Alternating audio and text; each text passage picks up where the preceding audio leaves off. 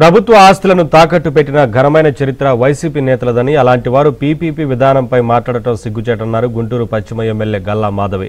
PPP విధానం అంటే ఏంటో కూడా కనీసం పరిజ్ఞానం లేకుండా వైసీపీ విషం చెబుతోందని మండిపడ్డారు.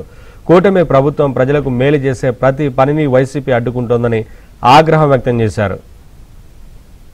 సంవత్సరాలు కూడా ఎవరికి వాళ్ళు దీన్ని ఏ విధంగా నాశనం చేయాలి, ఎక్కడి నుంచి ప్రజల దగ్గర నుంచి ఏ విధంగా లాక్కోవాలి అనే ఎజెండాతో వర్క్ చేశారు. కాబట్టి డెవలప్మెంట్ అంటే తెలియదు, ప్రైవేటైజేషన్ అంటే తెలియదు, పీపీపీ అంటే తెలియదు. నాయకులు ఎవరైనా కానివ్వండి, ఎంత అనుభవజ్ఞులైనా కానివ్వండి, ఎన్నో గొప్ప గొప్ప పదవులన్నా వాళ్ళు చేసి రానివ్వండి, కానీ ఎజెండా ఏంటంటే ఇక్కడ కంపల్సరీగా కూటమి ప్రభుత్వం ఏది చేపట్టినా దాన్ని కౌంటర్ చేయాలి. కూటమి ప్రభుత్వం ఇదిగో పులి అంటే అదిగో, ఇదిగో తోక అంటే అదిగో పులి అనాలి. అది ఎజెండా. ఇంకా రెండో ఎజెండా ఏం లేదండి. ఇక్కడ జనాలకి ఏం జరుగుతుంది అన్నది, జనాలు ఏం నష్టపోతున్నారు లేదంటే దేనికి లాభపడుతున్నారు అన్న కాన్సెప్ట్ ఇక్కడ ఎవరికి లేదు. ఓన్లీ వాళ్ళు ఏది చేపట్టినా మాట్లాడాలి మనం అనే ఒక్క